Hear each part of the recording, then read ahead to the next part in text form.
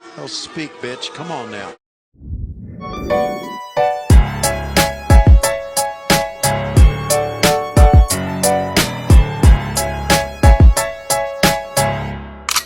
Don't fuck with me right now.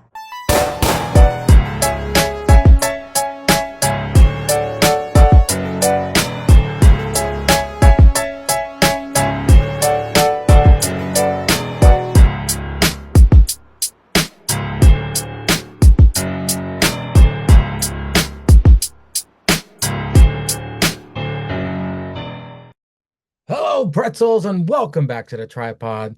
That's right, we're back, and I would love to wish the man behind the madness, to which, besides wrestling, is Cesar frozen? Because I don't want to have to start this shit again. No, you stupid bitch. We back. The streets. He knows the meme. Tell the streets. We back. Now introduce that nigga. Right. Say it again. All right, I'm gonna go back to being frozen. We put Cesar back in the freezer. That's right, the man behind all the madness, to which, besides pro wrestling, brought us all here together, united the Steel Roll Pride Parade. That's right, the Sheriff Zanka. Happy birthday, my friend. I hope you had a great birthday. Everybody here at the tripod, which is three of us, wishes you an incredible birthday. I hope you had a great one. Now, Technically four, because we have not kicked out Bretsky. He's just a guest appearance. He's still in the freezer. No, but see, we would love to wish the sheriff a happy birthday, of course. I can't wait to listen to more Still Real After Party podcasts. But let's get on to this shit. That's right. Gentlemen. So, Sticks, did you ever get around to watching Long Legs? No. Last week after we got done doing the podcast, I like my typical every Monday ritual. I cook a pizza. I ate the pizza, and this time last week I fell asleep after eating the pizza, and it was about 3:30ish, 4 o'clock. I woke up and I was like, I'll throw it in the freezer and maybe try watching it tonight. So we're gonna try getting both those in. You know, Sticks, there's not much room left in that freezer. Speaking of freezer, a changing of the weather. My God. Of course, in California, the temperatures drop and we all freak out. It rains, we all freak out. But I guess I don't know if this is a symptom of the Caucasianness, but of course, when the temperature drops, the skin dries and my face cracks, dry skin everywhere. It's embarrassing. I shave my mustache, and when it grows back, here comes all this fucking flaky ass. I got stash dandruff. Sticks. Is that a symptom of the Caucasianness, or is it just me? Oh no, for real. It's the whiteness in you. I mean, we anytime you grow hair, if you have dry skin, it comes back. It looks like your uh your mustache is laying on the extra Parmesan cheese. My hands get really dry too, so I gotta steal the girlfriend's Vaseline for other purposes besides the obvious ones. So yeah. Well, unless the switchblade is on Styx's TV, he doesn't need the Vaseline. He pushes it aside. But yeah, Caesar is preoccupied because his Dolphins are currently winning, which hopefully I just cursed him.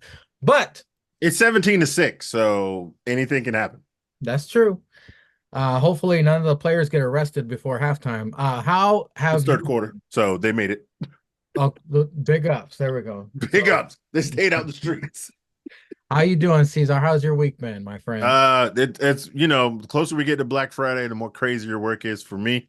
I would like to ask you two ignorant crackers something. So when it does get cold out, do you put lotion on your face? No. You should start that. It would stop from cracking, you two ignorant bitches. But you might not know that because you're white and your face doesn't really get ashy. So I'm gonna let it slide. Okay. But you both have women in your lives. Steal some moisturizer, okay, from them chicks. I'm not gonna call them hoes or bitches, because respect. Steal some moisturizer. Entertain this question, humorous, Caesar, as a black man, who might become ashy a time or two. What nigga, is your ain't even a time, nigga? It's every day.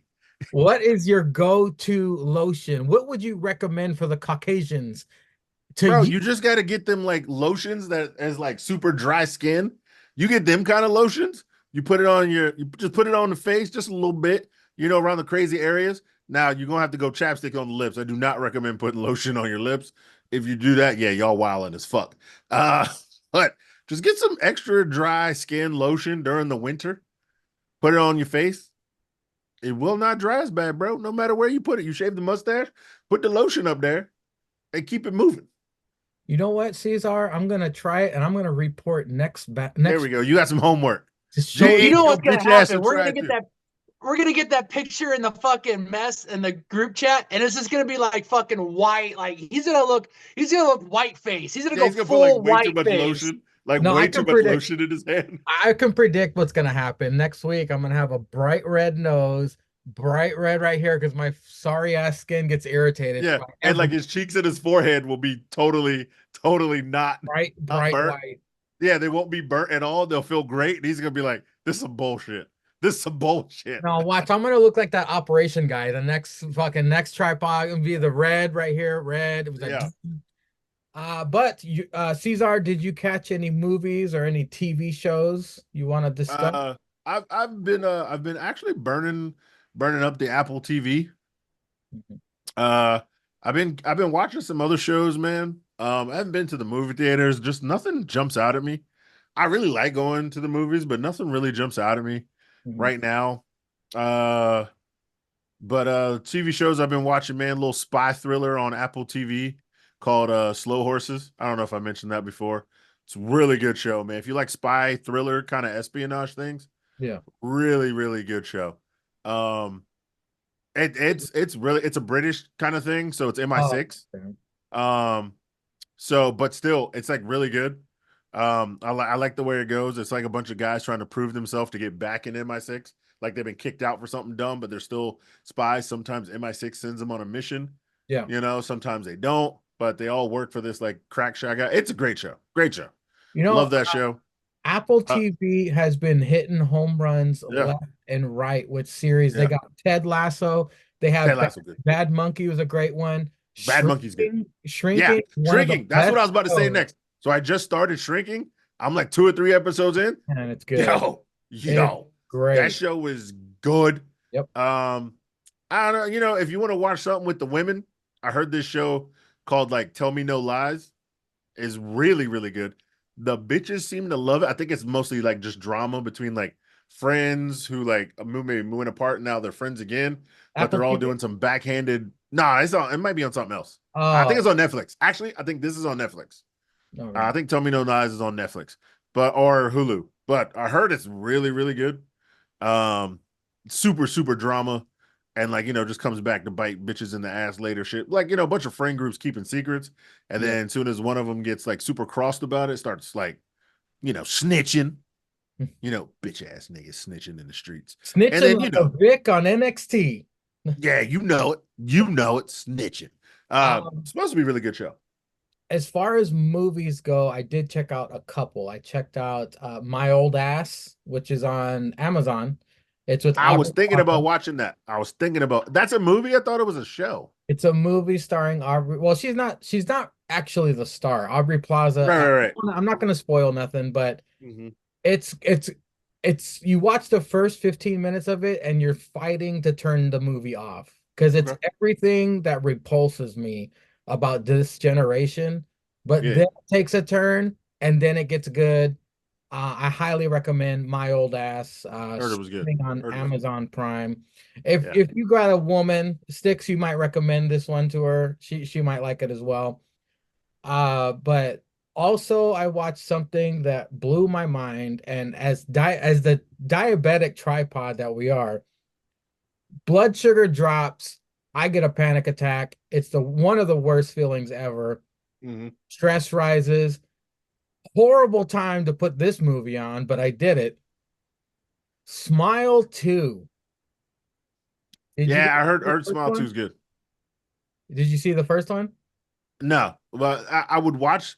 I'm waiting for it now. I want to wait because I'm patient. I can wait. And you know me, I like to steal shit or at least watch it for free.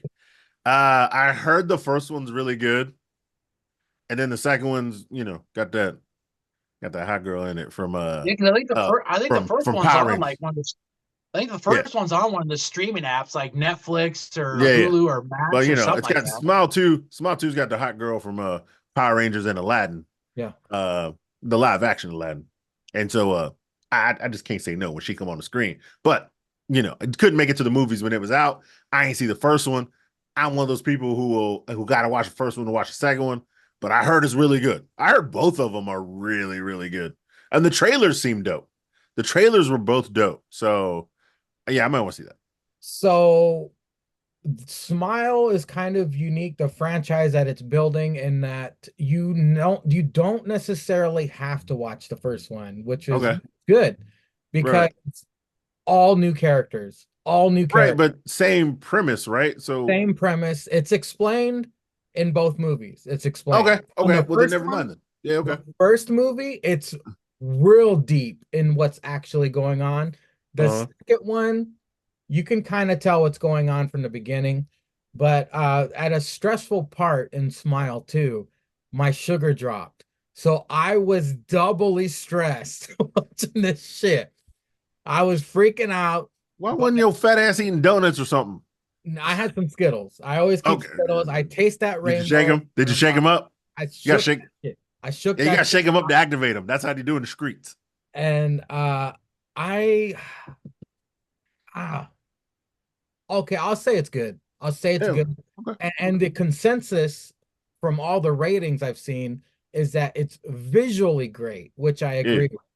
Okay. Everything else is debatable, but I'm not going to spoil anything. I just want to Okay. catch everybody, all four of you up who listen to this and watch this, what I've been watching, what we've been watching, Mm-hmm. but also we check out some wrestling. Mm-hmm. And I'm gonna again trying to mix up the formula here. The AEW story of the week. I had three to choose from. I'm gonna choose the one that I think angered me the most, All right. because there are two other that we can discuss. But Sure. the one that angers me the most is that while watching Dynamite, because I DVR'd that shit, they're trying to make, oh, it might have been Collision. Anyway, they are making Moxley back down and back away from Orange Cassidy like he's intimidated by Orange Cassidy. Yeah, he's wearing dark denim. Okay. Orange Cassidy. John Moxley, the guy who murders motherfuckers, is backing away from Orange Cassidy. All right. I was like, this is Well, stupid. We're Sangria, we all know your memory is bad. And we Yes. all know you don't care about AEW. Nope. But the last time they fought for a championship, Orange Cassidy did win. I know. If you want to take the history in it, I'm not trying to defend them here. I'm just giving you some background because I know you don't care and you probably didn't pay attention. But the last time they fought for a title, Orange Cassidy was like, I don't care, Orange Cassidy, and still won. Okay. But we're supposed to believe that everybody's terrified of Mox and his group. This is a new AEW. We're not going to handle this shit. Anytime his music hits, you hear the commentators, oh no, what's going to happen? Oh, no. Everyone's terrified. Everyone's shaking in their boots. But then old Pockets comes to the ring and it's let's head for the hills. That's my AEW gripe of the week. Gentlemen, do you have any gripes that are in the elite nature? Sticks? Anything? I just got two things. They're not really gripes. Continuation of Hangman and Switchblade. They're building that up pretty good. Makes you kind of, because they never really disclosed what happened with Jay, why he was gone for the 3 or 4 months. Like you never heard what kind of injury it was. So he had his ankle pinned up between the guardrails on Wednesday. Right Well, I before thought he's I thought they said he had an ankle injury. That's why Hangman was said he it? was targeting it. Yeah, Well, see, I didn't know because he said something about he went ankle, he went knee, yeah. he said a whole bunch of different other things. So I didn't know if it was actually a legit ankle I think injury I or think it if it was like was kind just of the same thing as Adam Cole. Like he had a ankle like correction or something, and that's why Hangman said he was going to target his ankle, and that's why he said he was going to retire him because he was going to like break it off completely or some dumb shit like that. no. Just saying what I Well, heard. Just saying what I heard. Could be wrong, but hey, just saying. I'll take your word for it. You've never lied to me. So he went for he targeted the ankle. He had it in the guardrail. We're getting ready. We're gonna hit him with the chair. Juice, rock hard Juice Robinson, in for the save. Let's just not forget, the guns. They couldn't make out catering fast enough.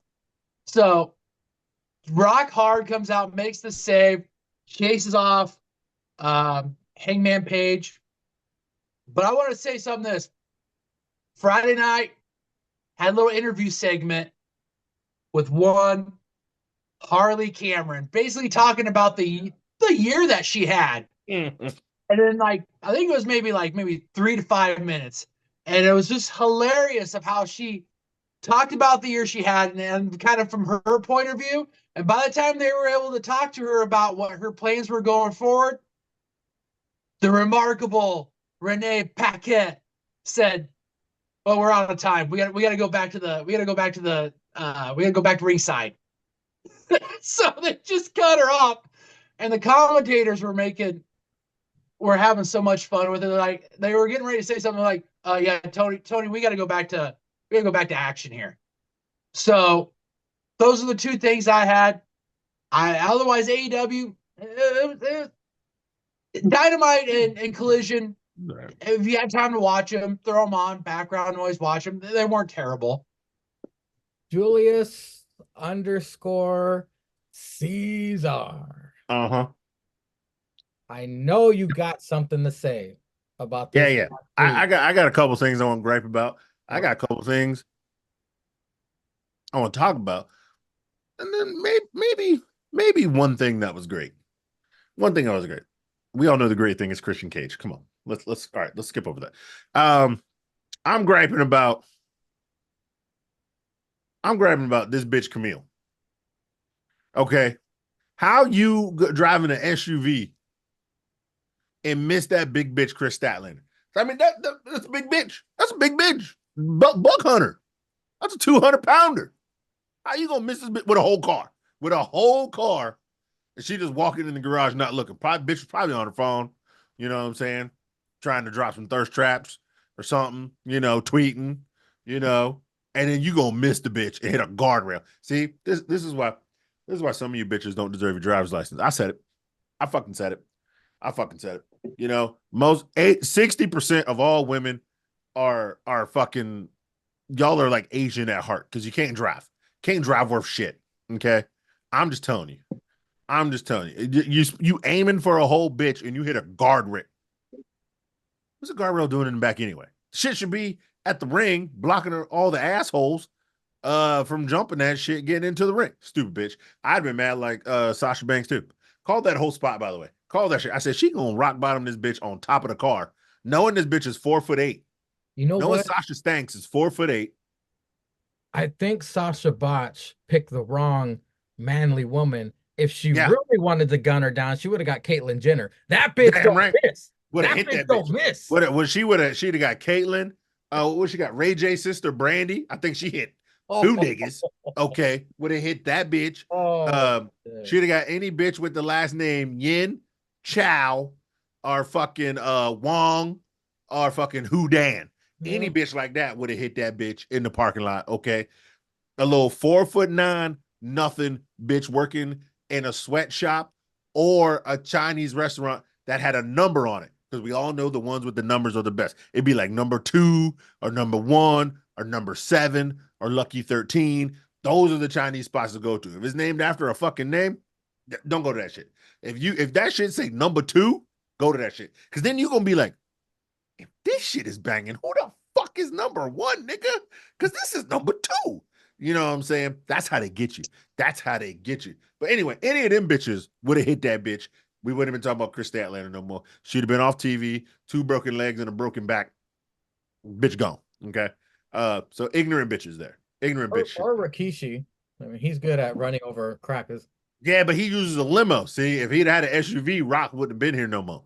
Wouldn't have been no more Rock. Wouldn't have had no Scorpion King. He wouldn't be the fucking boulder now, fucking 312 pounds heavier, yelling at Mama Rhodes. Just wouldn't have been there. No Moana. No Yeah. Kevin Hart. No, No, nothing. none of that shit. Actually, he still could have done Moana, because that's voice acting. He could Oh, have that's sat in true. a chair That's and true. still did that. So he'd have been a cartoon actor. He could have He'd have been, Christopher Reeved it. yeah, He would yeah, have he been could have Christopher Reeve that shit forever. Two. Penelope Ford is too damn fine. I don't know what she sees in Chris Sabian, okay? I don't know what she sees in that. There's some wrestler women that are fine, and you have to consciously remind yourself they are married to wrestlers, and you'd be like, I'm not gonna fight that nigga for that. I don't care how fine she is. You know what I'm saying? Kip Sabian, I would fold that nigga's clothes with him still in them, okay? For a chance to do cocaine off Penelope Ford's butt. I swear to God right now, and she could just fart that cocaine in the air. I still be like, you know what I'm saying? That nigga ain't shit. He ain't shit. I can fold that nigga. You give me a half a bottle of Hen Rock and a butt naked Vaselined up baby old Diddy partied up Penelope Ford, I'd fold that nigga's clothes with him in them. These are Swear to God right now.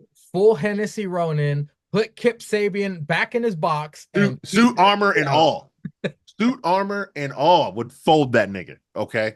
Fold that. I would fold that cracker. He put like that guy back in his box that he used to wear while he was sitting in the crowd. Yeah. I would fold that nigga like I was at a port in Alabama. You know what I'm saying? With white people trying to fight a security guard. I would fold that nigga like that, bro. It would be, yeah, it would. It'd be unconstitutional what I did to that man. I'd get locked up after smelling the cocaine fart in the air. Okay. What else was I gonna say? AEW getting too niggered out. It's too niggered out. Okay. You got the hurt niggas. You got half quarter. You got fake ass Drake ass half quarter Ricka nigga. And now you got nigga Hobbs back. Okay. And now nigga Hobbs tag teaming with fake ass Drake ass Ricka nigga. With the hurt niggas around, and the hurt niggas want to sign Ricka nigga. If they sign Ricka nigga and Hobbs nigga, you turn this shit off. Turn this shit. That's the most nigga out faction since We Are the Nation. Well, they're also working on Platinum Max too.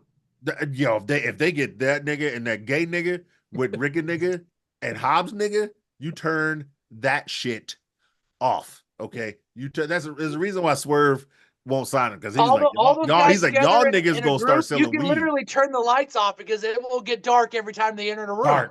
It'll be February and November. It's gonna be dark. Okay, and then you can't have that much niggerdom in one group. Okay, it's too powerful. You can't have that much nigger, because in February you got to give them all 18 titles, because there's all 18 of them.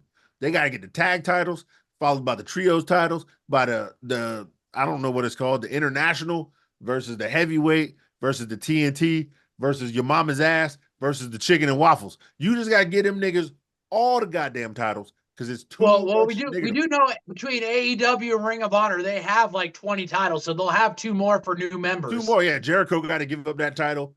Athena can keep hers because she black. And Dustin and Sammy got to give up them tag titles and shit too. There's too many niggas on that show. AEW crowds are not ready for that much niggerdom to take over a show. It's just wrong. It's impossible. And when Samoa Joe comes back, because Samoan is Hawaiian for nigga, if he joins the motherfuckers and start putting on suits, it's a wrap. It's every other faction can shut the fuck up. Well, it is the season, because if we get the full ration of this, it should happen on a Black Friday. That's what I'm saying. We could literally have a Black Christmas this year, boys. It'd be too powerful. Them niggas would be out there painting the white snow black. Dr. Umar would be jerking it to this. It'd be too goddamn powerful. 3, get rid of Ricochet in these fucking microphones. I don't need to hear this nigga talk. That shit is trash. Just join the other niggas, be the super nigga friends, and let MVP and Booby Lashley talk, because that's all I need to hear. All I need to hear is Booby Lashley, and them niggas was wearing black suits. That's just racist. You can't have niggas wearing black suits. See, it was fine when Bobby Lashley came out with that crocodile leather, because that's crocodile. That's a dead ass hunter animal on a real beast thoroughbred nigga. You know what I'm saying? He's like, yeah, I skinned this alligator, nigga. I was in New Orleans in the swamp with nothing but my drawers on and skinned 3 alligators to build this big ass suit. Them niggas wearing all black with black shirts. Kill yourself. That's fucking kill yourself. Yeah, and Drakechet was dressed in gray because those boys. You know why? Those You know boys why? are dapping him up. Because you know what gray backstage. is? You know what gray is? A mix of black and white with his high yellow, red bone, not real nigga cracker. That's why he can't talk on the mic. Because see, if he had, if his mama was black and his daddy was white. Because if his daddy was black, he could talk on the mic. If his daddy was black, he could talk on because he learned how to talk that shit. He probably grew up with that white ass cracker being like, hey, Ricochet, go stand in the corner because you're in timeout, buddy. Because you colored the walls with your crayons. And you know what I'm saying? He's like, yes, daddy. Well, Over just there to like say, if Cesar was ass correct nigga. about his dad, you could have him and his wife, Samantha Irvin, could both put out a duet Christmas album, and that They thing probably would go will. straight to the top. Yeah, it probably will. It'd be like, we are a half white Christmas or some bullshit like that. And then that shit would probably go to the top. Fucking piece of shit. The one good thing I want to talk about, my nigga,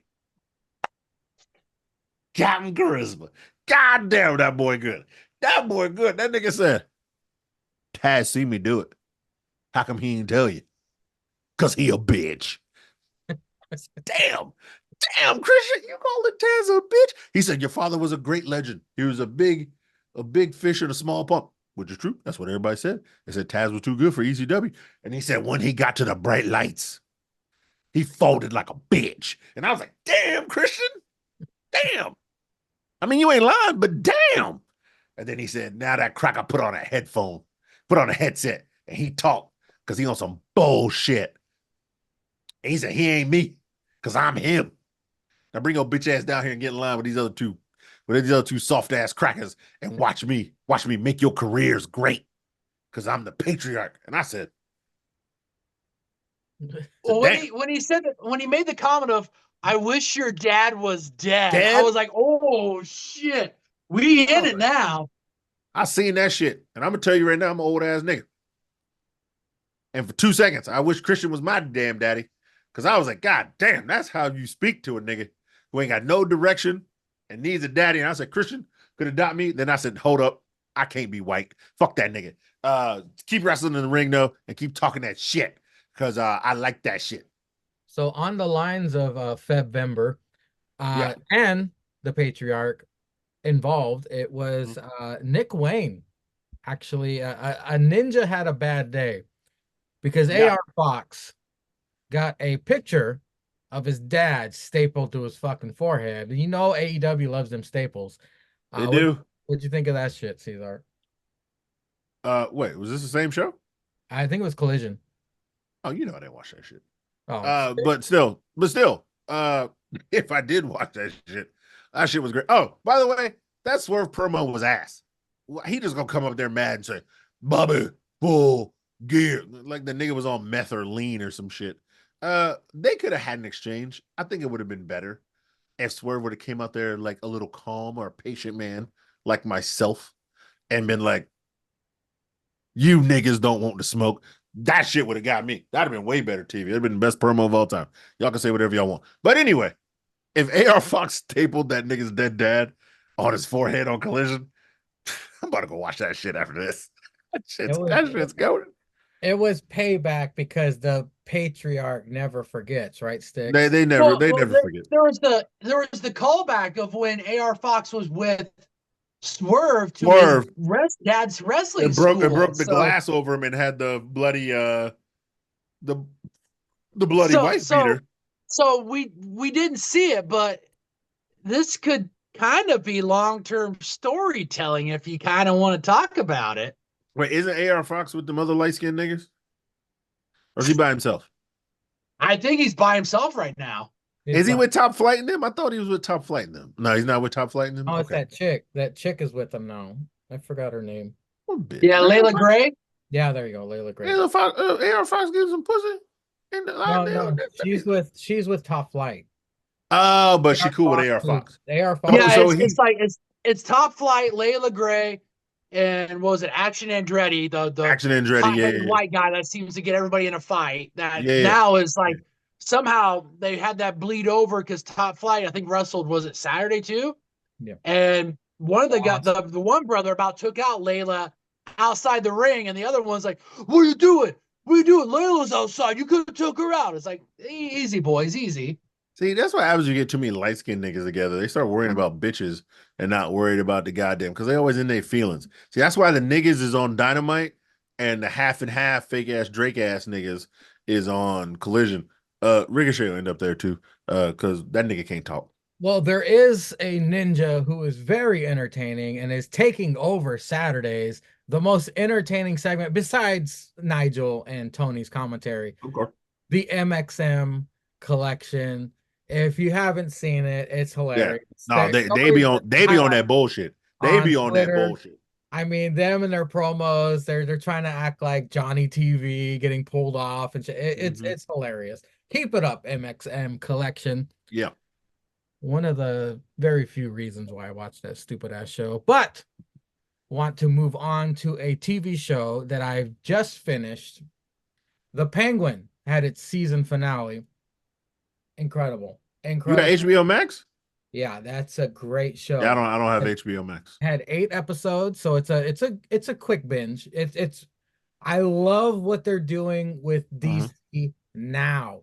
Now they're getting their I read it sets up for the second Batman movie that's supposed to be coming out. Yeah, so I saw Colin Farrell said today he's in the second Batman, and I think he said he signed for a third Batman movie. Or so whatever. I don't know. If they're doing three, they're doing three. But I heard it's a really good show.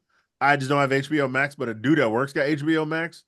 And I got Paramount Plus, so we gonna swap it out and I said it online. We stealing. The Swapping Penguin logins. is fucking phenomenal. I can't wait to discuss it with you guys if you guys check it out. But this is how you do it right. You do it right like this because Riddler was kind of a joke in the first with the Robert Pattinson Batman shit. Riddler is my favorite villain, and they did him like that in the first movie. Whatever. What I they're don't think no. I think they made it more current. I don't think they did him as a joke. I just think they made it more current. Like because the Riddler from the comic books, like from yeah. Okay. animated Batman series, like Yeah. cool. He he has these cool brain teasers. They had the Jim Carrey kind of thing in there's kind of made him silly, but Yeah. it still backed up Riddler. He came out with there was that really good Batman series that my nephew was really into. But anyway, Wait, live action? No, it was a comic book. It was a Okay. really popular comic book that ended with the Riddler being the bad guy in the end. But what they're doing with the Penguin was someone I didn't give a shit about. I was like, okay, he's a mobster. Every you've seen every jokey version of the Penguin from the 60s Batman to even the animated series. He's got the pointy nose. You've seen Danny DeVito's portrayal. I never took that fucker serious. I didn't give a shit about him. What this show has done has made me a Penguin super fan. Now, that show, I can't believe that's Colin Farrell. That's incredible what he transformed into for that role. It's worth a watch. That I hope it wins some type of awards, but I highly recommend that. The season finale had hinted on definitely what's going to be happening in the future of the Batverse that's portraying in this series. But Sticks, do you have any favorites in the DC universe? Are you even a comic book guy? Like, are you a fan of the DC universe? Whoa. I'm a fan of DC and Marvel, which shout out Deadpool Wolverine, drop it on Disney Plus tomorrow, Tuesday, November 12th. So your Wait, boy tomorrow? is gonna probably at midnight, probably 12:01-ish.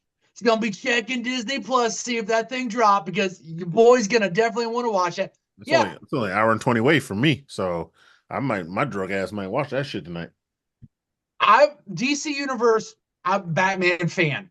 I was hesitant on Robert Pattinson becoming Batman, but then when I read that they were going to do more of him being like the investigation part of it, not focusing on the the gadgets and all that stuff. I wasn't disappointed in it. I haven't seen the Penguin yet. I was waiting for all the episodes to drop, and then I was gonna go through and just binge and burn it. So I had just read like early this morning that they had dropped the last episode. Gonna definitely sit down and watch it. Colin Farrell as the Penguin. I didn't mind him in the first movie. Was looking forward to this. From what I have read from the reviews and all that stuff, sounds like I will not be disappointed. I'm very interested to see how they do the second one, because I if they're gonna do that with Batman, be more of like the crime investigator, maybe they would focus with the Riddler as more as the guy who is more like the mystery criminal who would leave like the brain teasers and not more of like the violent action. So I would be interested if they bring that going into the second movie. I understand with a lot of this stuff, they're going to be doing reboots, all that stuff, because you've had many different actors and actresses throughout this whole Batverse. Like, I'm still an OG guy. I love Michael Keaton in the first two Batmans. I liked Christian Bale when they brought him in. He did a good job of that. Val Kilmer, George Clooney. I mean, they're a fun watch. There's not anything that I'm going to take very serious. Robert Pattinson. I mean, we'll see. The jury's going to be out on that. I mean, then, you want to talk about series. Had Adam West as the OG guy. I mean, okay. I mean, Hey, for the time, that's probably. Don't forget about Batfleck. He said Yeah. Ben Affleck. Oh, you did? No, you Yeah, didn't. You didn't say Ben Affleck. Yeah, No, you I forgot. didn't. I didn't say that. It was okay. I mean, when you have Val Kilmer and George Clooney in it, you're gonna have them try to get a guy like Ben Affleck. I mean, I don't think he heard it, but he also didn't help it. So it is what it is. So I'm very interested in where they go with the Batverse going forward. And the entire roster of villains, who piques your interest? Who's your favorite of the Batman villains? Joker and the Riddler, like Jared Leto as Joker. I mean, okay. I didn't mind. Was it Jack Nicholson from the first when the first Bat? I thought he did a pretty good job. Heath Ledger, I thought took the No, cake. nobody's topping Heath Ledger, bro. There's nobody that's gonna do that. No. Like there was like in my books until I watched that, it was Jack Nicholson. But then when Heath Ledger came along, it was like, okay, Ledger, Jack, and then That's why he's had. I say this as a joke, but not really as a joke. But that's why that nigga had to die. It was the best Joker ever. That was the role of his life. I mean, nobody's gonna cook like that. I will get on YouTube and just watch his scenes in that movie right now, dude, because like it was so good. Ah, fucking Christ, it was so good. But Cesar, on that note, who is are you a fan of Batman? Here's what's funny. I used to be a fan of Batman as a kid. Mm-hmm. And then when you really get into the comics and think about him logically, this nigga got problems. This nigga, I honestly, you could say Batman is the true villain of Gotham because he don't kill these niggas. They're all mass murderers. And he's like, nah, I'm gonna just throw you in this prison so you can get out. I mean, you can fake being insane and get out. And then you commit mass murder again. And then I'm gonna fuck your couch up and you go back to the prison. Like if I was Gotham, I'd be more mad at Batman. I'd be like, kill these niggas. You keep beating their ass. You keep figuring out how to beat their ass. Beat their ass. You make the anti-Joker Tottenham. You fucking the Scarecrow. You make the anti-Scarecrow shit. Bane's on drugs, but also highly intelligent. And you find a way to beat his ass, his big, thick neck, no knees, cracker having ass. You find a way to beat him. You keep beating Joker. You keep beating Riddler. You're smarter than everybody, but you ain't smart enough to kill these niggas so that we can live peacefully. Can we talk about the starch differences and Bane that we've had in like the last couple movies that we've had him in. Like the first one that had like Poison Ivy, Uma Thurman, compared to what we had with Oh the yeah, yeah, Christian Bale Batmans, like this yeah, guy, yeah. like that, the stark just differences that we've had in the Mhm. two movies that we've had Bane in. It's just So, been so you have Bane in Batman and Robin, you have Bane in the Dark Knight universe, and then we come back down to the Bane and the Harley Quinn cart. I don't know if you watched the Harley Quinn I've cartoon. watched the Harley Quinn It's cartoons. Yeah, fucking Bane is hilarious. yeah, He's comic hilarious. relief again, but he's funny Yeah, as him fuck. and King Shark. Him Yeah, and King Shark are fucking Ron Funches. comic. Yeah, Yeah, they're comic relief it's in fucking that hilarious. shit. Yeah, you are Clayface, totally correct. Clayface is funny in Yeah, the and then now you give Batman too much prep time, he can beat everybody. Do you have a favorite villain, Caesar?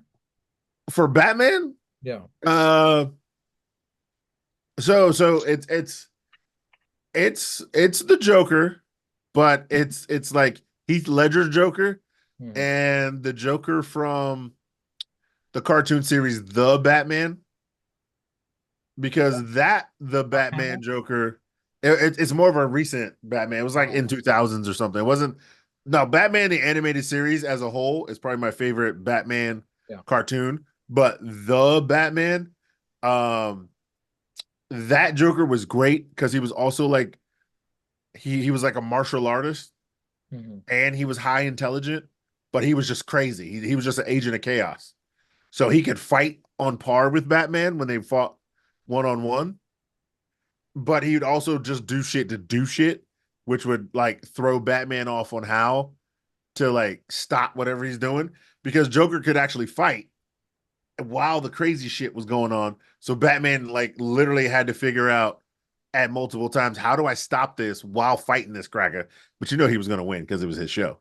But I always thought that Joker was way more interesting because yeah, if I set up bombs around the city, but if I had hands like Batman, he's got to make that conscious decision. If I fight this motherfucker, I might be too tired or I might not be fast enough to get around the city to stop the bombs. You know what I mean? So I got to think about like if I'm that's where I think like he challenged him more mentally. Um you're making him make a choice of saving the city or yeah, yeah. defeating one of my arch Arch enemies. nemesis. Yeah, do I let this guy go to possibly catch him another day or blah blah blah blah? Cuz like that TV show had other crazy villains in it. Like one guy was like super smart and like he knew everything and he was like the only way you can defeat me, he's like I'll stop the bomb from going off or whatever if you ask me a question I can't answer. Mhm. And then like because this guy knew everything, so he knew Batman would be there, he knew where he would show up, he kind of had a trap for him. And then Batman just like literally was like okay, he's like what's the secret identity of the Batman? And the guy's like no, that's unfair. That's unfair. Because it was still kind of like Batman year 1 or 2. He's Yeah. like, no, he's like, your body type, your build is like 85 people in Gotham. But I gotta answer like one of them. And so he even still knew like how tall he was, how much he weighed, who he could guess he could be. And like he still didn't know. And he was like, but he was a man of his word, so he stopped whatever he was doing. But he's like, fuck you, Batman. And like so I'm like that Batman was so like it was year 1 and he was way more smart trying to figure things out versus gadgets, which is what I think to tie it all in. What I think they're doing with Pattinson. Yeah, he's not like the Batman who went all over the world to be the best martial artist. Because I mean that's there, but he's not seasoned yet. He just learned and now he's got to implement it. But he is figuring out and having to use his intelligence on the fly versus making up gadgets. Like, because that's how it should be. Like, yo, I fought this dude. I know how he works. I'm gonna make this gadget to like counteract that. Because that's why I feel like that's why I like the Christian Bale Batmans. Like, if you notice, Batman Begins, he was jumping off the roofs of the police station. Then he wanted Lucius Fox to make him like that cape thing. Then he knew he can get shot and stabbed. Then he wanted the armor. Then in the second one, he wanted to turn his head because the armor was so thick. Yeah. Like I was like, yo, he's figuring this shit out on the go, and he's just making improvements. That's what makes Batman Batman and be dope. Versus like the kind of Batman we have now, who's been out since the '70s. He's like, yeah, man, I'm gonna take 20 minutes in the cave and I'm gonna fuck this nigga up as soon as I get outside. So Can I ask you guys something?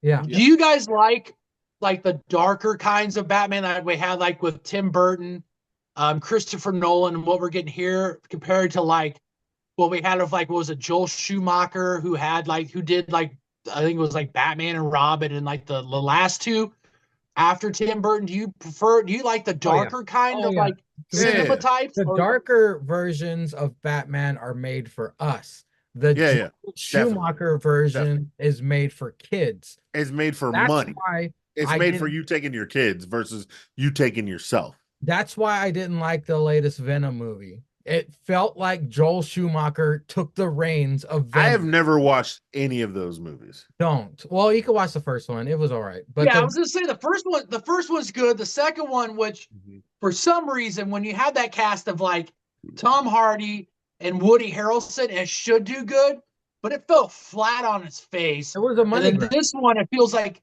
it's rushed to get it done. This is like the fourth one. It was so bad. It was so bad.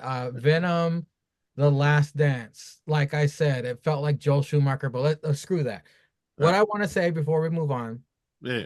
Ranking of villains for me, Riddler, Ra's al Ghul, very underrated. No, Ra's al Ghul is definitely top Batman. Mr. Freeze and the Scarecrow. Those are my 4 favorite Batman. If I had to put them in order, I'm gonna go Joker, Bane, Riddler, and then Scarecrow. Because no matter what, Scarecrow always was a chemist and had to make a new serum. Like Joker always had the same serum, but that wasn't like why Joker was so good. It was just Joker would do fucked up shit to do fucked up shit. And the whole thing with Heath Ledger is like, I love that part where he's like, you got one rule. I'm gonna make you break your one rule. Because he's like, I know I'm down here, and I just need to drag you down here with me. Like, my goal isn't to like beat you or kill you. My goal is to drag you down here. Just like with it shows that the hierarchy of what Gotham, how high they have Batman. Yeah. And he's like, I'm gonna, living or dying, and win or lose, I'm gonna bring you down to my level and show the city of Gotham that you can be and you possibly are, just like the people you locked up. Just like the people you love. Yep, just like me. But speaking of, I agree with you saying Mr. Freeze. I read this like 2 or 3 months ago. You know, Schwarzenegger has that Mr. Freeze suit from the movie. He has to pay every year. Every year, but yeah, no, but $1. But $1 a year. You know, Mangria, I think that movie you're talking about that your nephew likes is on HBO Max. It's a Batman animated movie. Yes. Where the Riddler is a villain. It's like when Bruce is trying to date Catwoman. I gotta fucking Google this. It's gonna bother me. Oh, yeah, he won't be super. Hush. Yes. Hush. Yes. I had to find that shit. Sorry. Yes. Sorry. Thank you for was that the one that was kind of like London based? Was that the movie that was London based? It's a Batman movie, but there's a new villain who's like paying everybody off to do this crazy shit. He's got like different masks and shit on. Yeah. And like if you don't do it, he kills you. But his name is like Hush. Well, let's get back to wrestling because had a match of the year candidate. It's the only thing I want to talk about. Hold on. Can we bring back a tripod original? Because that main event was you see where I'm going? It was money. Yeah, that was for the X Division Championship. Back when I read that Moose had captured it, I was like, you gotta be fucking kidding me. I bet the system, gang rape, speedball, this is gonna be retarded. I was wrong. For the X Division Championship, speedball Mike Bailey took on Moose. What, we skipping the rest main of the show? event, which by the way included a recap fucking match. I guess they ran out of material, or maybe this is when Chris Bay got injured, so they had I want to say it's probably when Chris Bay got hurt. More than likely, but yeah, this was match of the year candidate. I mean, we had Spears, we had the what's his Ultimate Weapon. At Ultimate Weapon, he kicks out of that. Moose wins clean. Speedball, it was fucking phenomenal. This is definitely being added to the list of match of the year. But Sticks, do you have any thoughts on this X Division Championship match? this was one of Moose's best matches that he's had in TNA. And of course it's gonna be with beer cheese speedball. The back and forth, like Moose, both guys had injured body parts. Like Moose went to go slap Ciampa speedball. He hit the post not once, but twice. And then Speedball went for a kick. And I love how they always, every once in a while, will sprinkle in that this guy doesn't wrestle in wrestling boots. And his opponents don't forget that. Speedball went for a kick. He had Moose up against the steps. Moose moved. Speedball hit the steps. Moose was able to focus on that. It took, what was it, 4 or 5 spears? Yeah. For Four. Moose to be able to pick up the dub. And then let's not bury the lead. We also had a turn after the match. Yep. We had the breakup of Speedball Mountain. Trent Seven has now gone heel. You kind of maybe could see this coming after the interview before the system broke up, got it. They kind of interrupted their talk. So now we're going to probably see Speedball and Trent Seven, which I'm excited to see because, I mean, Trent Seven hasn't been on TV all that much, but we both, all three of us know from NXT that this guy can go. So this guy and Speedball are going to put on at least a couple of great matches. Yeah, I mean, that was the highlight of the episode for TNA. And of course they got it right. Outside of Joe Hendry's little funny poke at Nick Nemeth's brother, Ryan Nemeth. This was a good episode of TNA, and they ended it the best way you could with a match and then a heel turn. So another a good Thursday night. Yeah, Cesar. It was a very bad night for closeted homosexual Speedball Mike Bailey. Yep. What did you think of this main event? All right. Oh, this was a good main event. There's some shit I would like to talk about that what happened in the ring and what happened in this match, because there's a lot of things I realized now that I like, and a lot of things I realize that I don't like about certain wrestling matches. Now, was this free money? You goddamn right this was free money. This is the most free money match I got out of TNA in a while. And I realized that they had to have this happen because there was just too many cracker champions in this company. You know, it was TNA really stood for Trump's nation, asshole, and they had to get a nigga champion in there.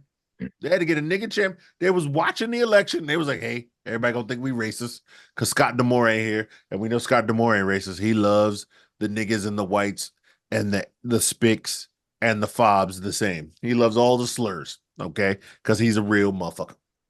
And he loves the womans. Yeah, he loves the womans too. Because we fuck with Scott, because Scott fucks with us. And these faggot ass Dolphins couldn't just like get 10 more rushing yards so I can win my fantasy league match. So fuck them, even though they won by like 8 points. Still fuck them. All I needed was fucking A-Chan to get 10 more yards. You digress. I digress. I'm fucking digressing in the hardest digress. No, was this match good? It was fucking free money. Yeah, it should be one of the candidates for match of the year. The shit was good. It was motherfucking Moose versus Speedball Mike Bailey. The things I don't like, you know what I realized? I don't like people kicking out of finishers. I don't like it. Speedball was a little Dolph-esque in this fucking match. No, but I like that he got the spear and rolled to the outside of the ring. Yeah. So Moose couldn't pin him. I like that. That's fine. You recognize how powerful the move is, and you roll out. I don't like a Moose kicking out of Ultimo Weapon because he was so close to the ropes. Mm-hmm. It'd been fine if he touched the ropes. He grabs the ropes. Hell, you can even put a finger on the ropes. I kind of like that shit. That's real heel shit to do. Like when you're that close and you're just like, That's ugh. Kevin Owens-esque. Yes, that is good. Put a foot on the ropes. Put a finger on the ropes. Totally fine with that. Roll out of the ring. Totally fine with that. I do like the fact that he took the spear. He rolled out of the ring. Moose speared him to the outside. I didn't like the fourth spear because I feel like the spear in the air, he could have pinned him and won. That shit still would have been dope. It did not do anything for the finish for him to spear him like that and then get in the corner and wait. You know what I'm saying? Just wait and then spear him one more time for the. I feel like the spear in the air, because that would have been the third spear, and that's good enough. Because you soften him up on the outside, and just like the announcer said, he's got to get him in the ring. To he knows he's got to get him in the ring. But you're giving him a finisher outside. You already gave him a finisher. You're giving him a finisher at the outside. So he seasoned up. Then he was coming back, hit the roll, the deadliest move in all sports entertainment that you kick out. Then he went for the bounce. Boom. Speared him in the air, bitch. Come on, son. Pin his ass right there. I think it still would have been a great finish. We still would have been like match of the year. Yeah. So, I mean, am I still going to say it's match of the year? Of course, it's match of the year for Spears. I think they could have done it in 3. They took 4. I'm just nitpicking. That's just a nitpick. And I to gotta your give point, it up to Cesar, Moose. it could have been iconic for that championship win that he spears him in the air and then is able to pin him 1, 2, 3. Yeah. What were you gonna say, Minger? Give it up to Moose for the heel work when the crowd was chanting Moose, Moose. Yeah. Like, fuck y'all. Fuck y'all. Yeah, exactly. Exactly. This is my favorite Moose match ever. This is number 1 for me for Moose But match. see, I think that's what happens when you get like a big guy and then a regular size athletic guy. Yeah. It's fucking like at Crown Jewel with Seth Rollins and Bronson Reed. Yeah. Like we know Bronson Reed can go because we watch NXT every fucking week when he was down there cooking. Like, did we think Bronson Reed was gonna be killing it in them ladder matches for the North American Championship? And then what was that nigga doing? I was like, God damn, Priest shouldn't have won this bullshit. I'd have gave it to Bronson Reed. That nigga was cooking. I didn't think his fat ass was gonna be doing all that fucking shit. And he was cooking. Just like the same way, kind of like Big Show's ass all the time. But you put Big Show and John Cena, a man who can lift that weight, you're like, oh, I ain't know Big Show can be slammed like this. Now he's got to really sell. And it's a good fucking match, right? This is what it was great. How like in the beginning, Speedball's throwing kicks, he's throwing punches, he's doing whatever, and Moose is like, "You trying to kick me, bitch? Did you not forget? I'm fucking Big Butt Hunter, 1,000,000 points, Moose. You need a bazooka to kill this nigga. Get your ass out of here with your little 9mm. This ain't hurting, Moose. You ain't even got no shotgun to the dance." And then later on, he's kicking him, selling it, and then like Moose is selling it. And I'm like, this was such great chemistry. Was off the chain. Speedball could have chemistry with a fucking paper bag. I'm sorry, that nigga's good. Moose could have a lawn bag because that's a bigger bag. Still chemistry with a lawn bag. Shit was good. These two guys cooked for 30. They gave these motherfuckers like 30 minutes too, bro. Yeah, like 30 minutes too. So good. Yeah, match of the year candidate. Fucking free money stamp of Thursday. approval. Putting this shit on regular TV. Not even regular TV. These niggas is on the below cable. Putting this shit on below cable is a goddamn crime. Okay, you should make me steal some shit like this, girl. Because you know I ain't paying. But yeah, I wasn't mad at this at all, man. This match was so good. Stick said we may have to start calling him Beer Cheese Speedball because that boy be cooking. He get in a ring, he be cooking. They just ain't trying to get this nigga no type of run. I mean the disrespect. He defends it once or twice and it's gone. Yeah, this is like kind of what remember Johnny Gargano with the North American Championship in TNA. Remember, not TNA, NXT. Yeah. Remember he would win it and then like first defense would lose it until he like formed the way. Yeah. And they're like, oh no, he's like, I ain't losing it. No, I ain't putting this shit on the line ever. I kind of feel that way him with the Trick Willie treatment.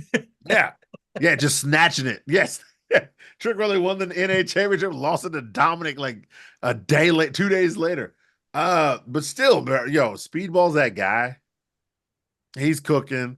And then yeah, you had old Trent. I knew as soon as Trent came out, I was like, damn, Speedball about to be back on his own. This is some dirty shit. This is some real dirty shit. But yo, man still had free money match of the night, dude. You could stack this up with that Osprey match he had. You can put this shit up there, bro. Man cooks. He gets in that ring. He cooks. That's one of the guys they ain't letting go over. You see to NXT. And Man, not to say TNA ain't got no talent, but that's one of the guys they ain't letting go over. Yeah, you ain't seen him cross that line. Hold Bro, him down with both arms. Keep him while you gotta keep that guy there. You let him go back to NXT, bro. Like it's Well, gonna not be even a fucking NXT. problem. Not even NXT. Well, don't even let him go to AEW because I mean that guy. he'll be Yeah, you're gonna wasted. get the payday. Yeah. You're gonna He's get not the going to. payday. He's not going to But AEW, your bro. your character is gonna show up DOA. Mm-hmm. As soon as you get that first check, it's DOA. I You're think done. I think this NXT shit is the move because like Massa Michaels is cooking. I'm just hoping like they fucking open that door to everybody. And like I feel like Tajiri left with a bad taste in his mouth. Not Tajiri. Fucking I keep calling that nigga Tajiri. You know my man, Time Splitter left with a Oh, it's bad taste in his mouth. fucking what's his Kushida. Kushida. Kushida. shit? Yeah. All You forgot Asians too. are not the same, Angria. All Are you sure? Asians are not the same. It's not Jimmy Yang Wang. It's Kushida. Are you Man, sure? them niggas got slanted eyes and eat egg rolls. They all the same. Anyway, yo, you let them two come over as a tag team or something, they could give Fraxium a run, a serious run. Trent Seven's been in the system. I mean, they all know how it works, but now with Massa Michaels, the product is even better. I'm hoping they give like dudes like that a second chance to make, even if you just want to guest appear. You don't got to go. You can stay with TNA. We love it. We gonna watch it, but give them a run, bro, on a pay-per-view. You might have a fucking problem Well, on your hands. speaking of NXT, they Mhm. had a special show on a Wednesday going head to head with Dynamite, who they crushed. NXT 2300 happened.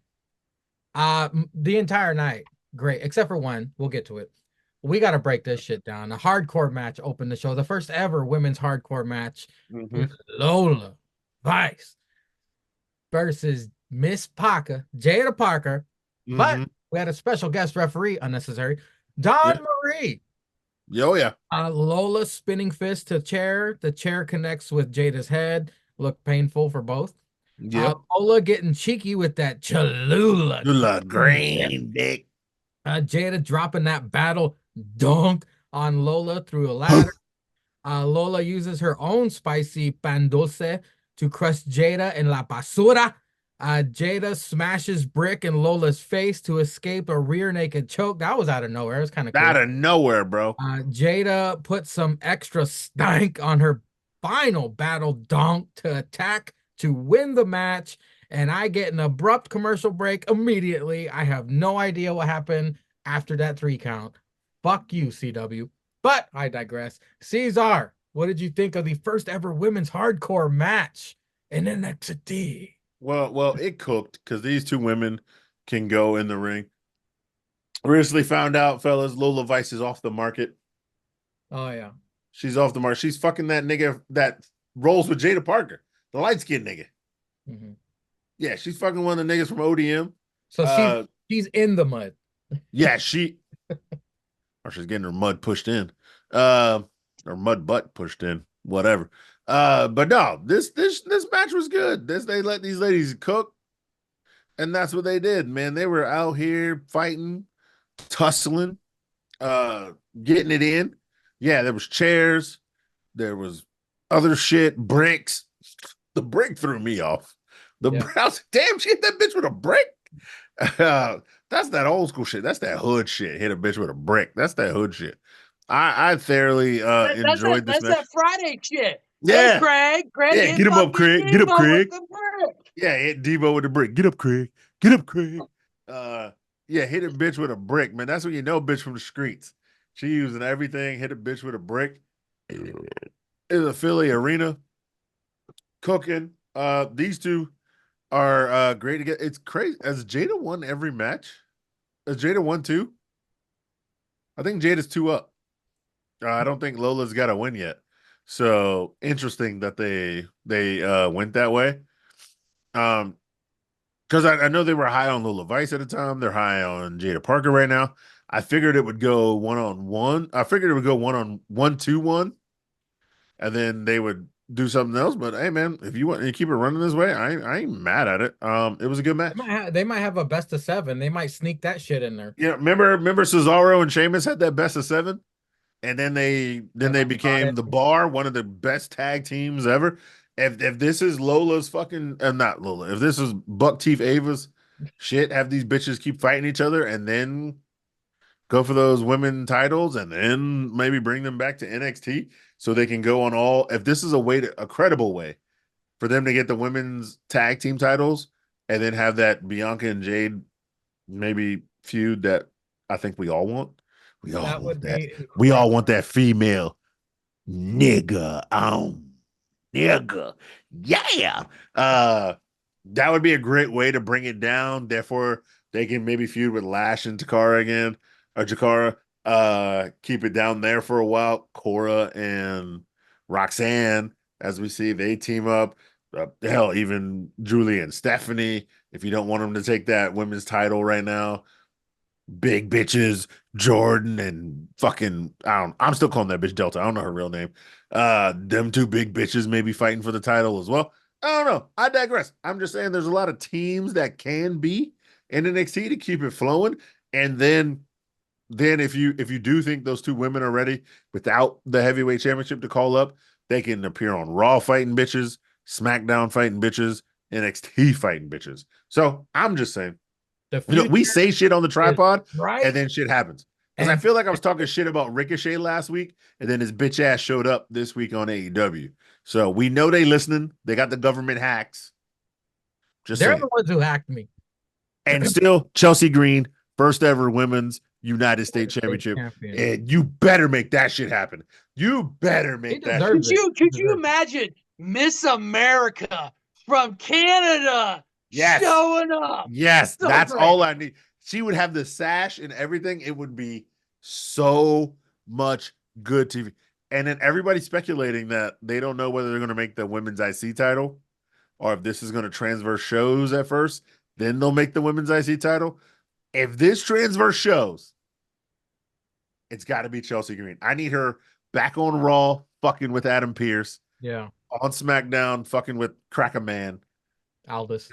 Oh my God, I need this. I don't care about the heavyweight championship. I need this. I need somebody to win the Rumble, the women's Rumble, and fight that bitch for the title and fight Chelsea Green at Mania for the title. This is what I need. I liked a bunch of Chelsea Green stuff on Twitter, and now I get nonstop Chelsea Green stuff, and I get a lot of people with the Women's United States Championship and Chelsea Green. It says it needs to happen. Like multiple. It so needs to happen, bro. Yeah. That's all I need, bro. I need that, bro. I need it bad. I do welcome a Chelsea Green tangent, but Sticks, what did you think of the hardcore match of Lola Vice and Jada Parker? I thought this was a hell of an opener. These women have the history, and you had Lola talking about her MMA background, but Miss Parker, like, hey, this is a no DQ match. This anything goes. I don't need to. You can throw your kicks, your submissions, all that stuff. I can hit you with a chair. I can hit you with a table. And that's exactly what happened. Lola went for a bunch of submissions all the time. And she hit the spinning back fist on the chair.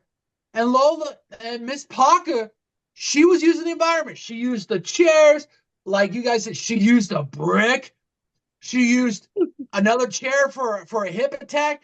And then, like Cesar said, she bounced off them ropes.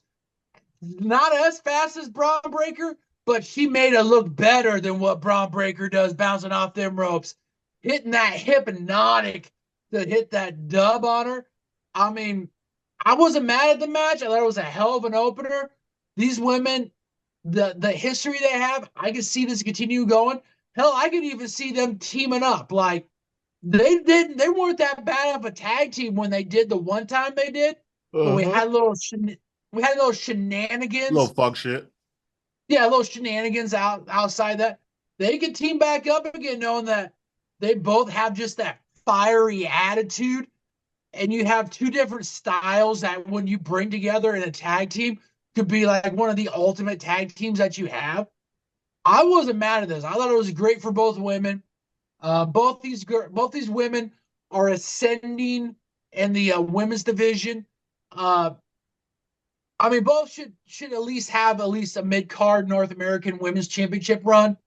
I like how both actually have had heavyweight championship matches, and they had strong showings, but just couldn't push over that proverbial championship hump.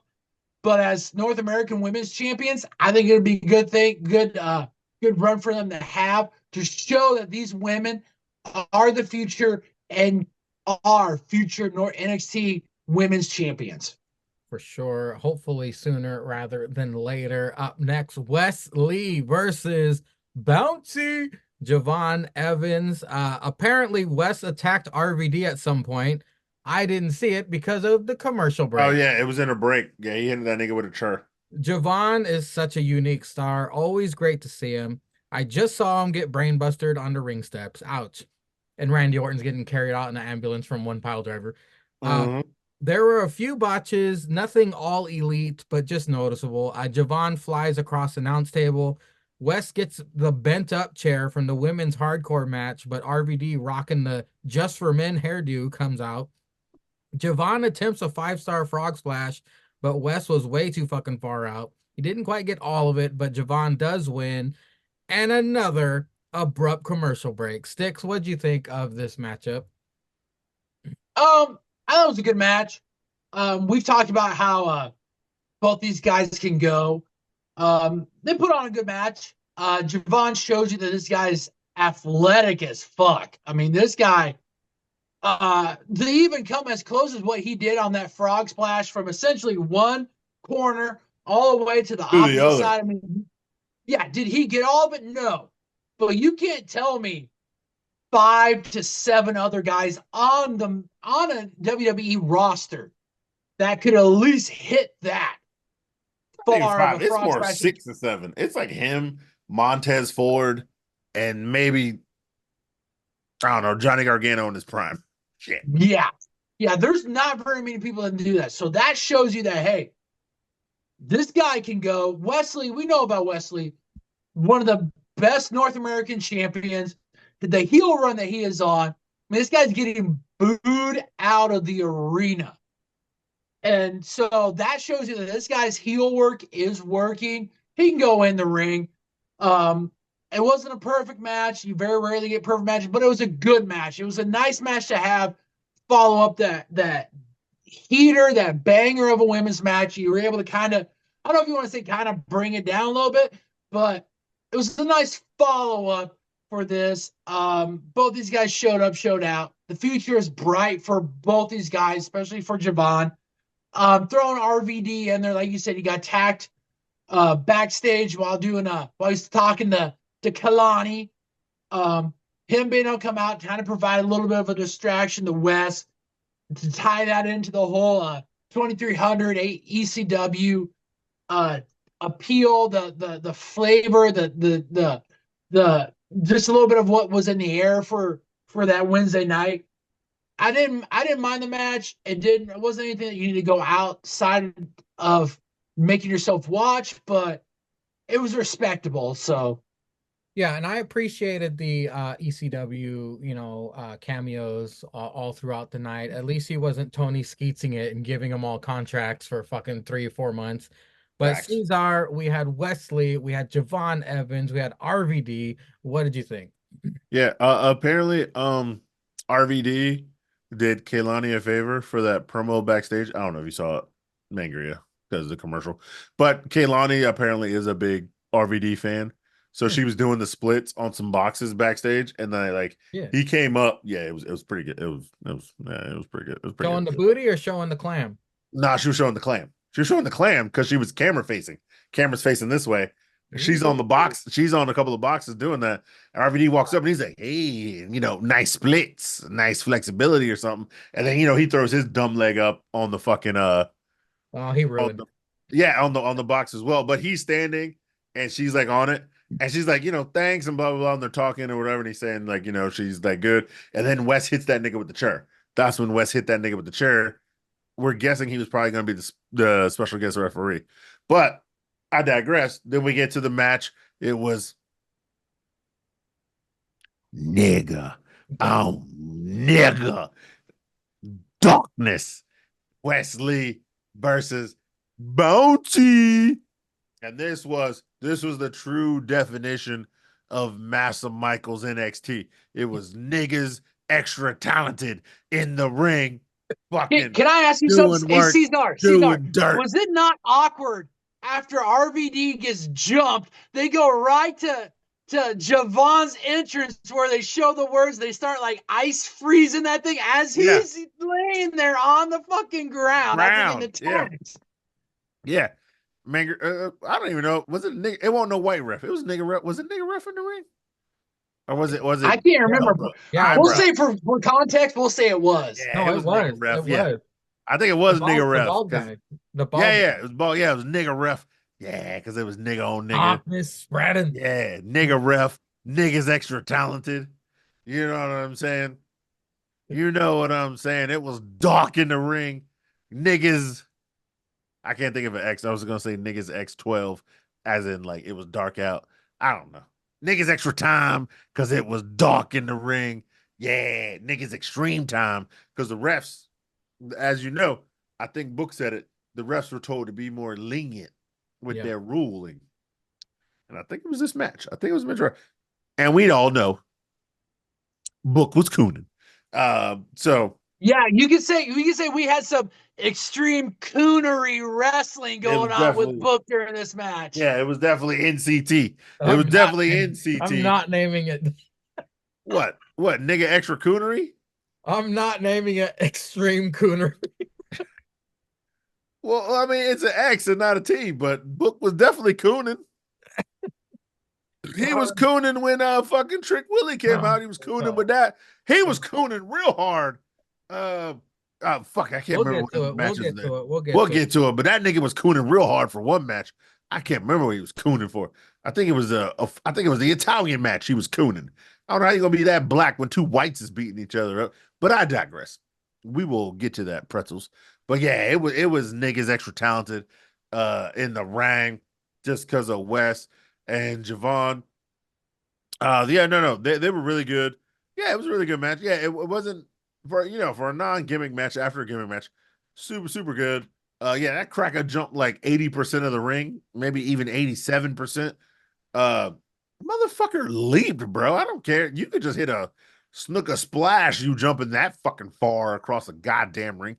You ain't gotta pump it for no frog splash. But yeah, Rob Van Dam brought his old high ass out there later, distracting some shit. Book was cooning about the chur, and you know how he gets. Old Sick Vic was yelling about some bullshit. No, it's not sick. Yeah, he was yelling about some bullshit. I don't know what he was yelling about because I don't be listening to that nigga. All I listen for is Book cooning and the shit in the ring. Super great.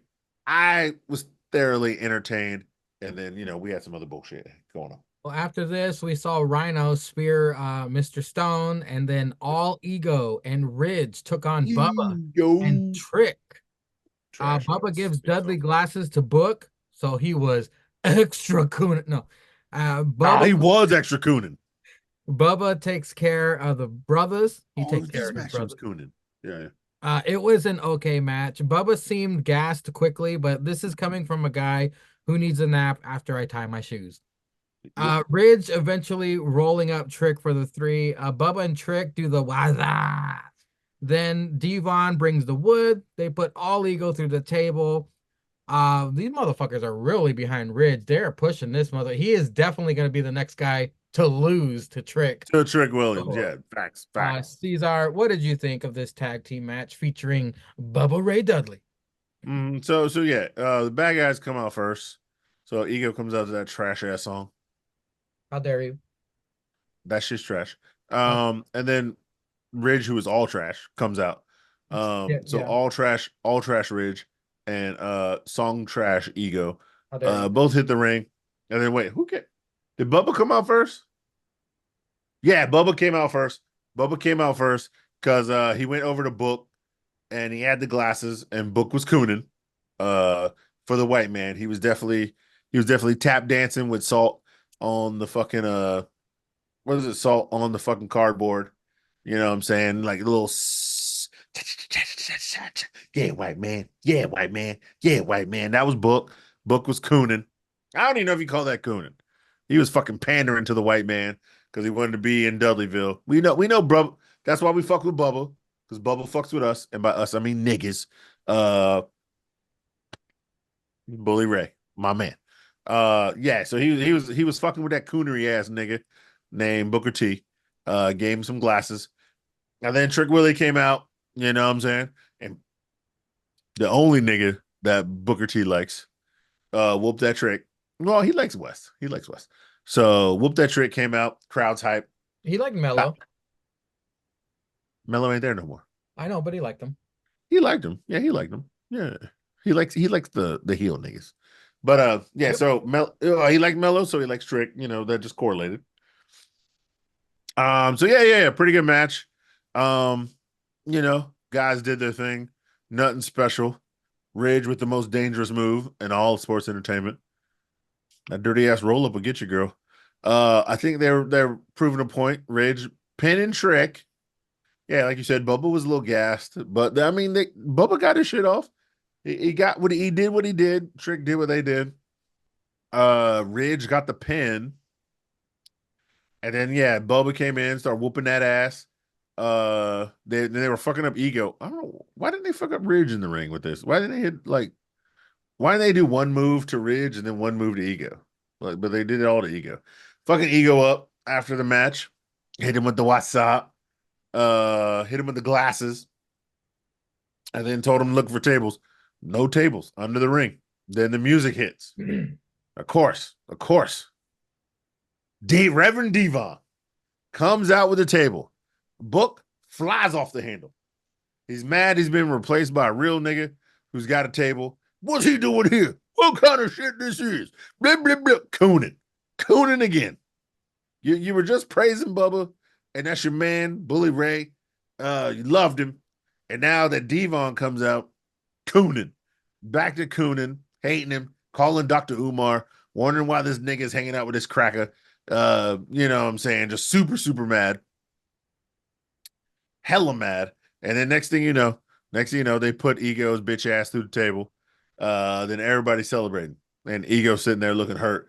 Still don't know where Ridge is. Did Ridge just leave? He's just like, yo, I gotta go get a ham sandwich after this bullshit. I'm not putting through a table and getting my nuts hit. Even though Ridge ain't got no bitches. He's just going home to beat his meat with some Vaseline, praying he could go to a Diddy party and have sex with some whores. I don't know where Ridge went. He just left. And then Ego's getting his nuts smashed. But I mean, it's not like Ego needs him. He's got like what, 2-3 kids, Sticks? He had like 2-3 kids. Yeah, he's got 2 kids. Yeah, he's got 2 kids. Yeah, 2 kids and a wife. Ego don't need his dick tonight. You know what I'm saying? He got 2 kids, man. He probably can get the snip, man. He good, man. So you know, Ego gets his nuts smashed in through a table. Pretty good match. Bubba looking old. He need to stay his ass on that podcast. He called fat ass Mark Henry and that other cracker he likes to talk to. And you know, just talk some shit like we do. You know, 2 whites and a nigga on a podcast talking wrestling.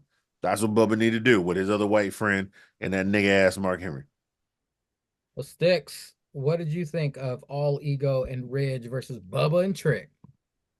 Well, first off, I'd like to say this is 2 crackers and a cultured man on this podcast. But I mean, Cesar can say what it is because this man is cultured, and I will never argue with what Cesar says. I thought this match was kind of awkward. Like you said, Bubba Ray like just blew up right away.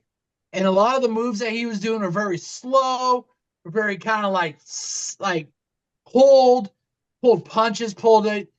That's not the guy I remember from like almost what was it? Where were we in November? Like 10 months ago when he was going against Jordan Grace in TNA as Well, Bully no, I Ray. mean Like, that's almost a year ago, remember? Because Frankie has the cup now, so oh yeah, it was really it a was year I ago. think it was January. Yeah, it was January of this year because she had won the call your Call your shot. shot before she went to that. Like the rivalry she had with Bully Ray wasn't bad, and he wasn't. If he was pulling his punches, he didn't make it look as obvious as what they did I on don't this think he Wednesday. trained.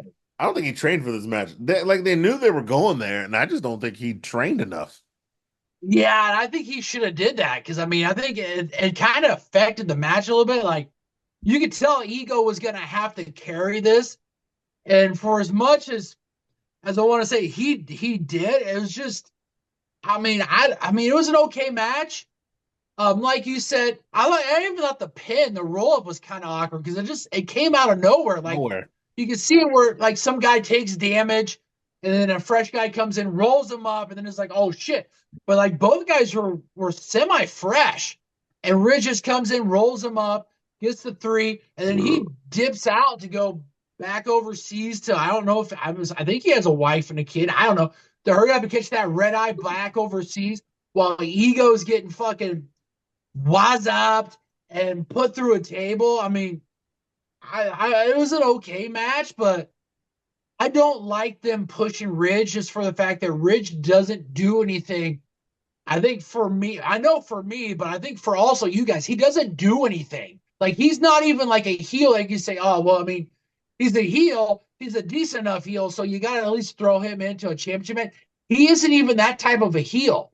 Like after the whole Andre Chase you thing, we were kind of hoping, okay, maybe you go away, you show back up maybe once a month to kind of remind us, hey, I ended Chase you. I don't know. But this just like push. He doesn't do anything.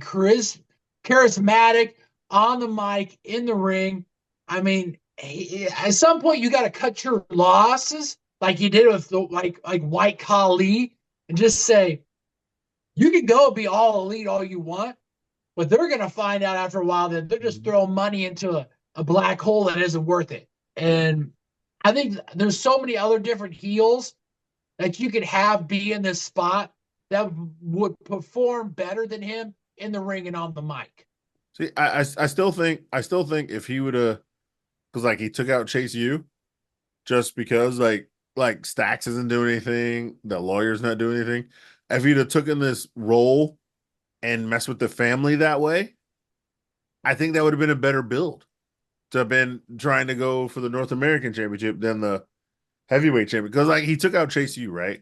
And then yeah, he can beat Stacks in a match and maybe try to take Stacks out. Yeah, the family comes out together, but if like Stacks would have been like, if he'd have beat him, and then Stacks tries to fight him again, he's like, no, I want it on my own. And then he slams him through the table. So Stacks is away for a couple weeks. And then, or the lawyer is away. Then he focuses on Stacks. Then he's like, yeah, Tony, breaking him down one by one. And Rizzo, you just gonna be just like Thea, crying by yourself while I'm beating all these bitches up. It would have built the character as like somebody who can take people out because that's the mid-card championship, you know?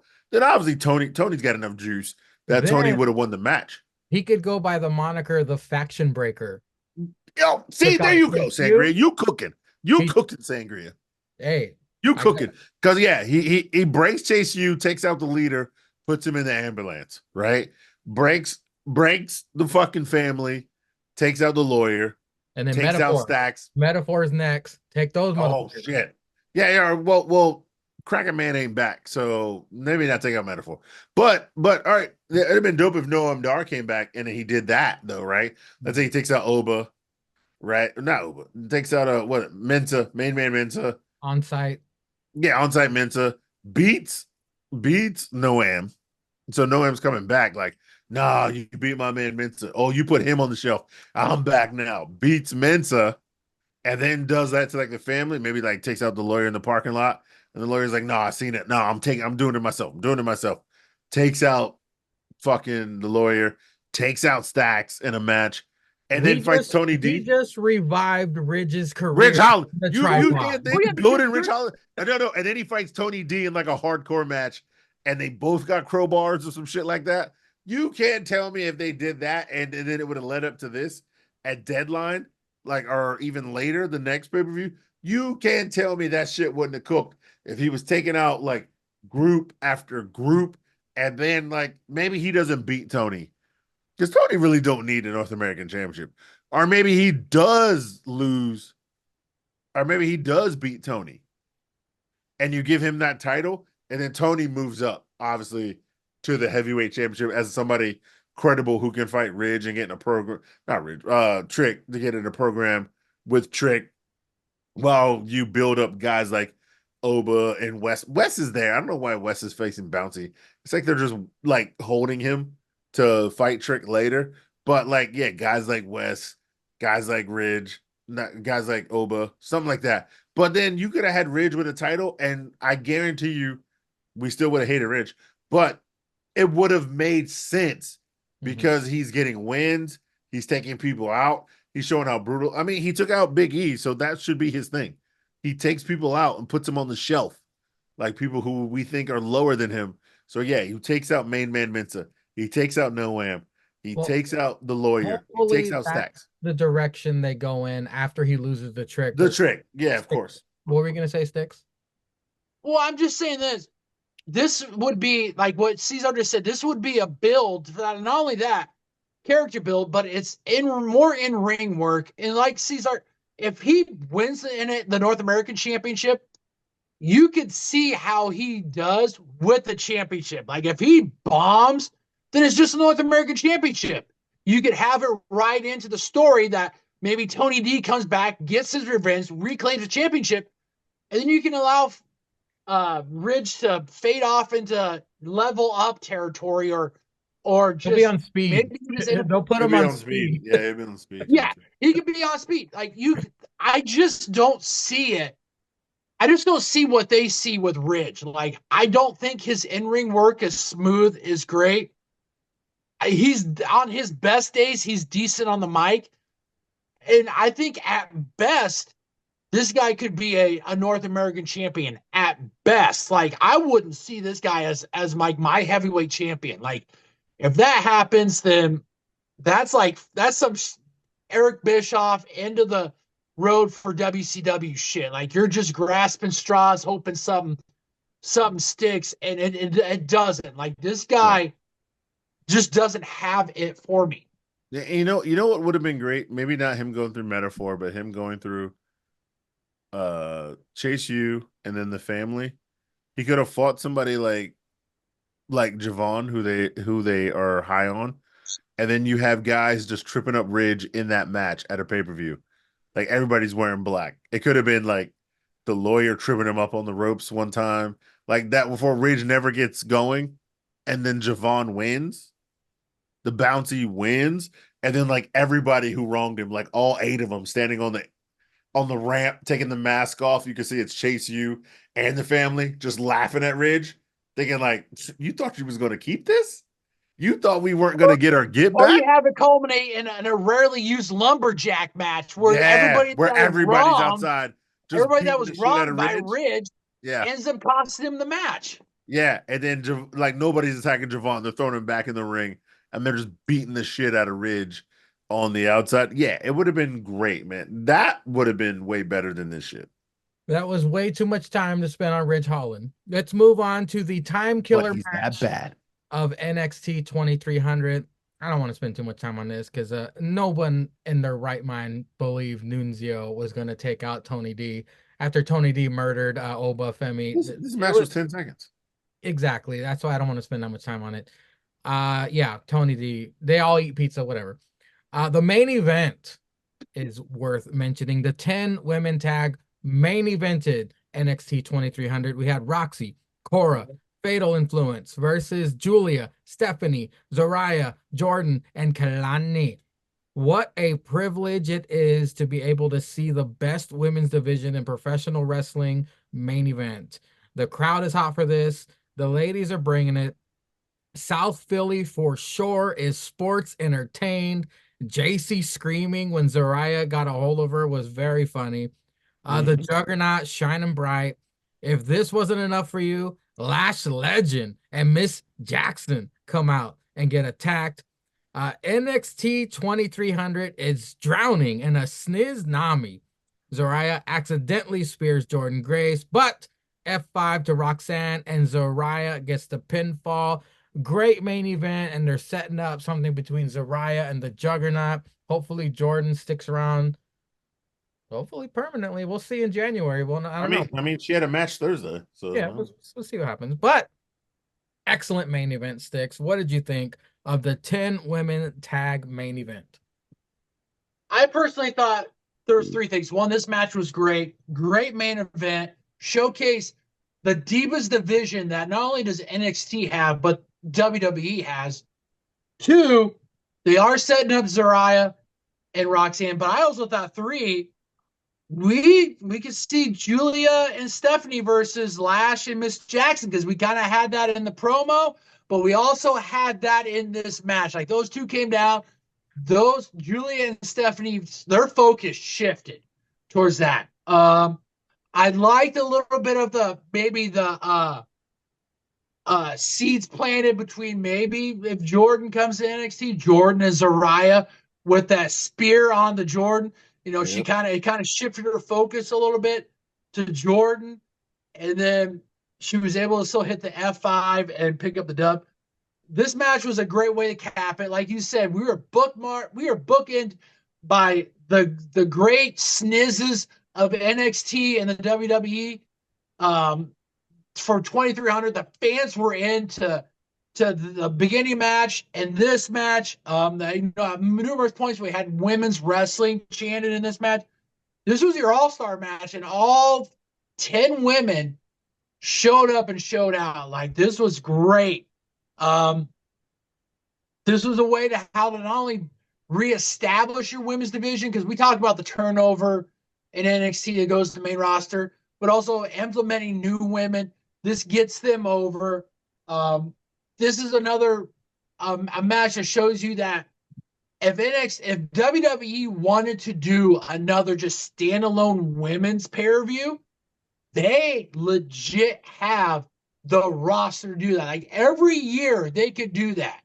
Like legit, you could do that every year, and it would fucking bang with the other PLEs. Like, these women can go. It gets you thinking about, like we talked about, thinking about if every one of these women get called up, let alone just the future of all 10 of these women. It gets you creative juices flowing in both heads. It was a great way to end this show.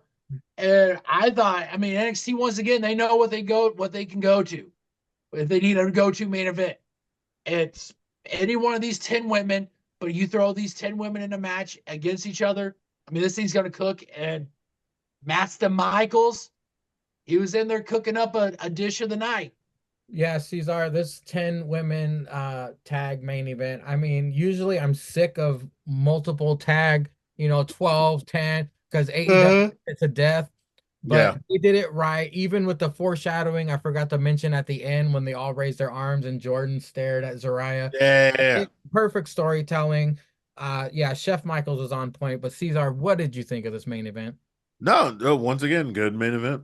Good main event. All 10 women got their shit in. All 10 women got their shit off. You got to have the Goliaths go at each other if you're going to pick some shit. Second wrestling match for Roxanne, where she's been pinned. She was pinned at the pay-per-view. She's been pinned tonight.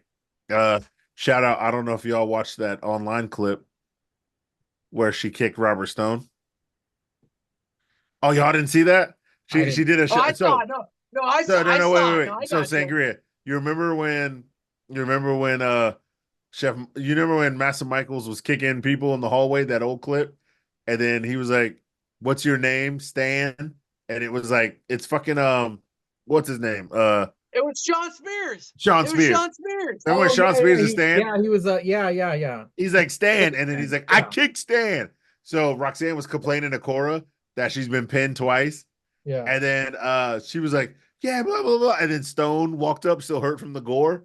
And she's like, what are you doing here? What's your name? He's like, Roxanne, you know me. And Stone. And she super kicked him. And she's like, I kicked Stone, Cora. I kicked Stone. And so That was on TV. That was on NXT. no, that was on Instagram. Yeah, it was Oh, on the Instagram. It was it was on on their social NXT media Instagram. stuff. okay. I'll Yeah. check that out. I But thought that was yeah, another check commercial break thing that I. No, check that out. But it was just funny how like I saw it kind of like the next day after I've seen this match. I was like, damn, Roxanne getting pinned. I was like, twice. That's because so that lets you just set up like she got pinned by Stephanie Vaquer. Julia had her shot. You know what I'm saying? She had her shot. She lost, but she actually can make it back because Julia came out last. Well, So no, they have had the most faith in her. No, they had the built in that was the night Cora Jade came back. So there's that. The But right, interference. but Julia lost. Stephanie Valcure pinned Cora Jade in the pinned Roxanne in the tag match, and now Delta or fucking whatever the bitch's name is pinned Roxanne in the fucking ring in this 10-woman match. So they're giving the newbies like the pins over the champ, even though you can say it was so many women, so many things. Yeah, you're gonna have that Jordan Grace match. The behemoths, they gotta fight. They got to fight. Since you brought that up, you know what Chef Michael's gonna do now? He's gonna have Zariah fight Stephanie, and the winner is And the winner is gonna fight, Yeah. Roxanne, unless they do a triple threat. I don't know. Yeah, triple threat. Again, NXT, incredible TV. As for the tripod, we shall return next week. But until then, folks, check out all that is APPW. Get those fucking views up. Don't hack me. And until next time, we do what we do best here on the tripod, and we give that big ups to the sheriff and Stallion Pete.